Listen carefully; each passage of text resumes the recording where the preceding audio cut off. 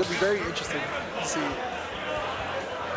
Yeah, make a little bit of a run. Lost to the Isabel. It was a really good Isabel. The Isabel was actually went last stock, last hit with Mr. E. Ooh, okay. In his set after he beat Habibi in the last stock, last hit. Gotcha. So is this, oh, this is a winter semis. Okay. So taking to the Hollow Bastion. And so Min Min is going to do, going to stick to the gameplay of controlling like the horizontal game. And, you know, I wouldn't call Game Watch a character known for his approaching top-down aerial options, but it's certainly a space that Min Min can't really cover well unless they're using the chakrams. So it's going to be interesting to see how Kale breaks that space. But as we see it kind of throwing out the nairs, waiting for Habibi to commit to a jump and just kind of sliding right in under. Oh, clipping with the dash attack, just barely there. Cooking him up some breakfast. The big schnoz really reaching down under. Ooh, with such a strong advantage state, which in this matchup as Game & Watch, you have to make every hit count. Yes, you sir. got to capitalize because getting in is going to be like pulling teeth. And now we see that Megawatt kind of walling out Kale, but finally getting the first connect. But, Light Boy, Nair off the top could kill very early here. He's got to be so careful. And again, Habibi baiting out the back air there. A little bit of a shimmy. And there we go. There's that Megawatt. Or that was Chakrams actually killing there. Light character. That's the downside, man. Look, top tier for sure, but with all that power, at what cost? Yes. The weight for him. And now struggling to find a way in. Habibi, honestly, sitting at 75 with a pretty solid lead here. Taking the back air, but there's still a jump in play. The very low turtle, that is going to do it. Chasing him all the way down. Yeah, chasing down. Definitely Game & Watch going deep. I mean, honestly, when you're that far down against Min Min, you got to make plays like that, right? And one thing I like from both of these players, they're making sure they are almost always staying eye level with each other in the neutral until one of them accidentally commits to a jump, and that's where the advantage is pushed. So we see the Chakrams kind of aiming up, trying to force Kale into the air. Oh my goodness. Trying to, we feel a little spicy. Gotta roll the dice, do a little bit of gambling. Bacon bits coming out, but Dragon arm. Oh, the get-up attack through the bomb was very intelligent there. Now, both players now fighting for center stage. Habibi getting that nair, getting the opening. Ooh, not releasing the dragon, though. I think he was afraid of the commitment, but it was already a nice little air dodge from Kale to sneak back his way to center stage.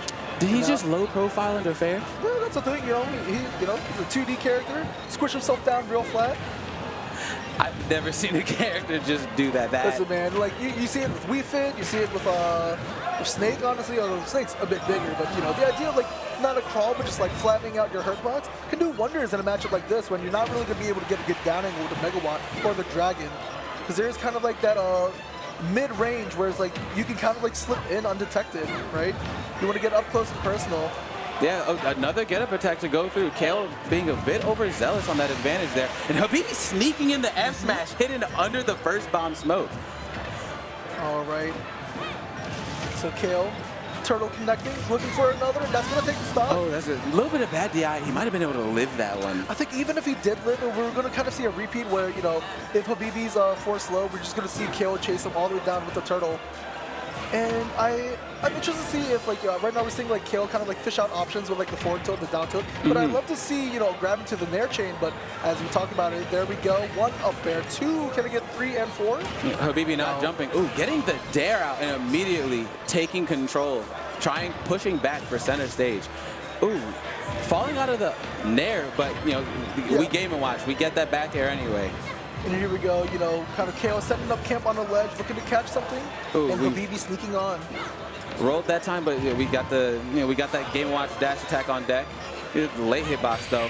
With the charged Megawatt to close it out. The so much confidence. Just kind of snaking his way across. It's slow and steady wins the race. You see it coming at you. It's I can get shield out. No, you can't. And what's crazy, you didn't even see him swap, so you know Kale didn't see that. And I think that's kind of what marks a good Min Min player, understanding in the disadvantage, mid-landing, just kind of quickly getting it in there.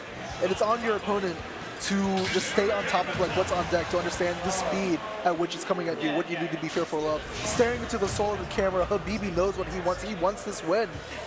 Taking it to Smash Roll now. So smaller Hollow Bastion. I think this is kind of what Kale wants here.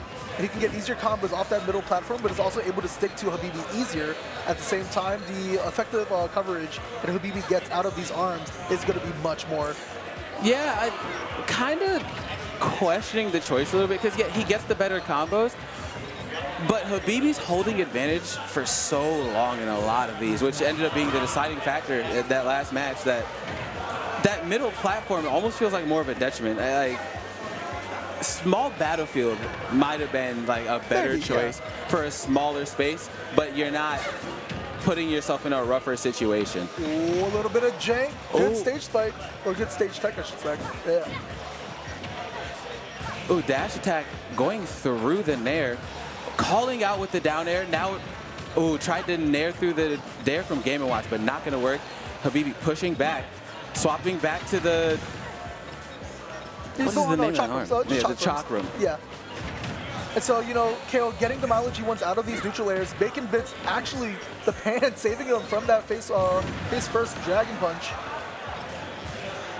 And it's also kind of like a matchup where like you're not going to get a lot of mileage out of the bucket outside of like purely recovery purposes. Almost have the right idea with the chair, try to catch a down air landing.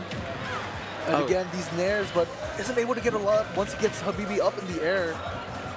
Yeah, kind of just getting nickel and dimes here, but Habibi's not really giving him those big openings that he was at the start of the first game. Just kind of, you know, what I was saying I was scared of earlier, he's just sitting under this platform and going, you don't get a solid hit here. Yeah, there's no way you can come at me from the front, so you got to come from the air, and I got this platform covering me. Habibi taking the first stock. It was a hard-fought stock, and as we say it, get the tape measure, get the tape measure, get the tape measure. Hey, what was that? Avatar State, come on. Sometimes you just got to let it rip. Where's my playback? A ruler, something. Here we go, but this is, I was about to say, this is the advantage state that Game & Watch is known for, but able to sneak out. His confirms aren't quite as tight as like you would expect. But I guess, you know, Min Min is kind of like slippery in the air, able to like that nair swinging down into dare, able to just clank with a lot of the hitboxes that Game & Watch throws out. Ooh, kind of bursting on each other. Yeah, down tilting through the shield, causing confusion in that cross up there.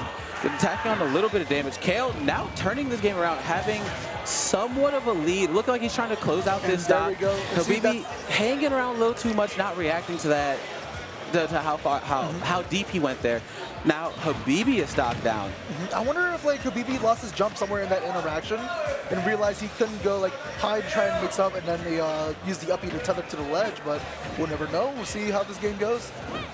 So very solid lead now. Kale crossing up, immediately upping out, understanding that like he cannot stay too close because, you know, even if tragic air dodge. Habibi getting through, not getting advantage for the air dodge actually. You know, all according to plan. Yeah. Worked out. So, you know, Kale taking his time in the air, knows he has a lead, wants to let Habibi get a bit antsy before landing on him with the nair, taking him off stage. Ooh, catching with the nair again into the back air. Here we go. This is where like Habibi struggles.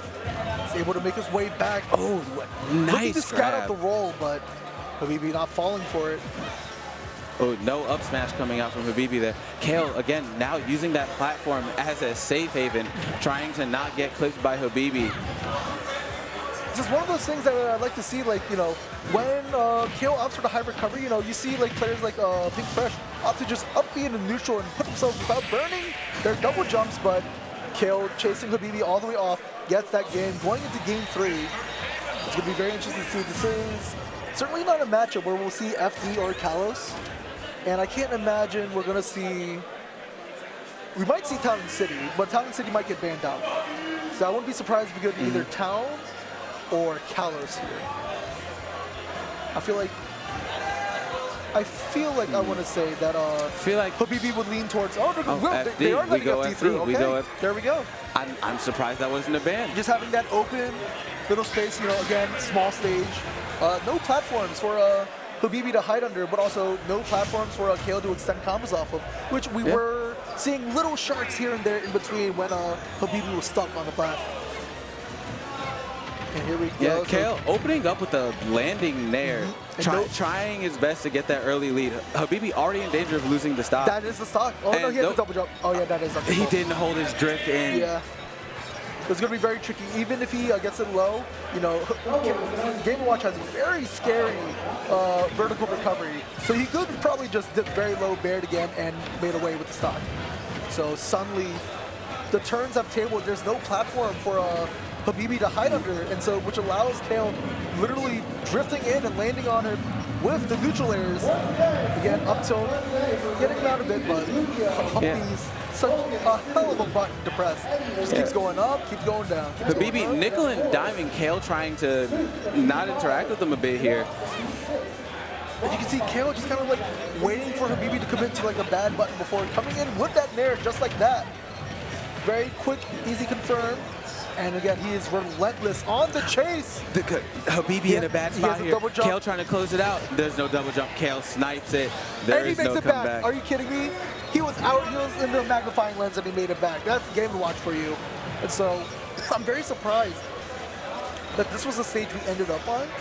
Considering it is smaller, but like you don't at least there are no platforms for Habibi to really work with, to at least force Kale onto, because that's where like Chakram kind of thrives, sharking characters hiding on those platforms. It's not something you're going to see on a stage like FD. And especially if he's going to land right on you with these nairs, there's literally Habibi finally taking that first stock too, though, with that nair. But we've got a mountain to climb up. And you know, Min does hold stage better than most, but he's going to have to work extremely hard to make this back. And as we said, if he burns his double jump here, one bad trade, sneaks on with the roll. Oh, but the nair catches anyway. And nice parry. I'm surprised they didn't just down smash that. Yeah, I'm very surprised they didn't down smash that. I think when you're stock up, the last thing you want to do is get cheesed, and he knows what he wants. Playing the war of attrition. Yeah, he's literally just up being and just kind of parachuting around, just waiting for a bad button. There's the nair. There's the nair. There we go. And that's something you can only do if you don't have a middle platform to hide under. Kale, very solid game 3. He knew his game plan. He was very in tune